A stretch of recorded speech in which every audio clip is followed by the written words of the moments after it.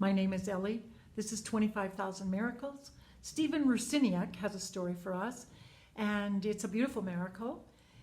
He was remembering back to a Christmas, and he said, carrying lit candles, the congregation filed out of the church, and they regrouped at midnight to sing Silent Night. Among the singers were Stephen's wife, Karen, and her parents, and her brother, and his girlfriend. And they all added their voices to this lovely chorus, and Stephen said, I didn't. And what he said is, in truth, I had no desire to be there. If the choice had been mine to make, we would have attended the much earlier children's Christmas Eve services. But I'd been overruled in favor of the later, more adult one, close quote.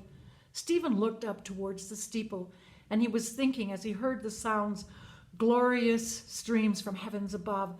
He thought about a question he had for God, and basically it was when will you help us to have our baby? And he would finally give Karen and Stephen a child was his fondest wish. Back home, they sat around the fireplace and they talked about their dreams.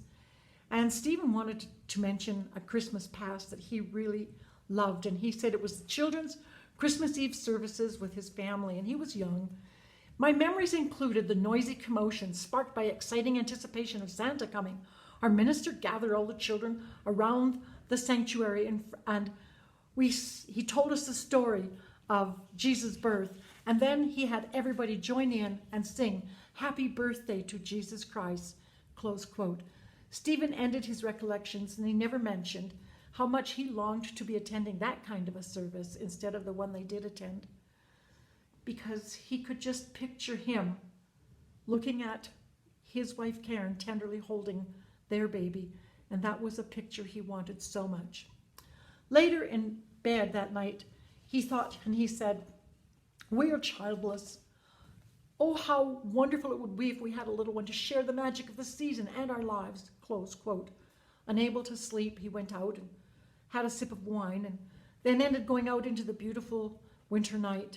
And his thoughts took him again and again to their problem. We don't have children. We deserve to have a child. They'd tried many times and many different things, and they had not been able to conceive. Stephen prayed that neither of them would be culpable, but if anybody was, that let it be him, not Karen. And what he said was, I couldn't accept Karen having to live with the burden of knowing she was the reason parenthood escaped us. I always believe prayers are answered. Not exactly the way we ask, but they're always answered. And this time, his prayer was answered, and it turned out he was to blame.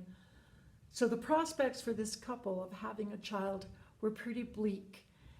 And Stephen offered another prayer to God at that time. And he says, if it pleases you, Father, please pardon us from our non-conception purgatory and allow us the privilege of conceiving a child. This Christmas wish is the only gift I'll ever ask for, not for me, but for Karen. I pray for the day when a child of our making will call her mommy, close quote. It was 2 years later that Stephen and Karen attended a Christmas Eve children's Christmas party at their service at their church. And Stephen said it was just like he remembered from his childhood. And he said, quote, it was noisy with contagious excitement, despite the commotion and all the glorious music. Our little boy slept through the entire service, contentedly resting in his mummy's arms, close quote. They got their baby. They got their baby. Thank you, Father, thank you for giving them that child. And thank you, Stephen, for sharing this story. A beautiful answered prayer story. I loved it. This is 25,000 Miracles. I'm Ellie, and I have to go. Bye.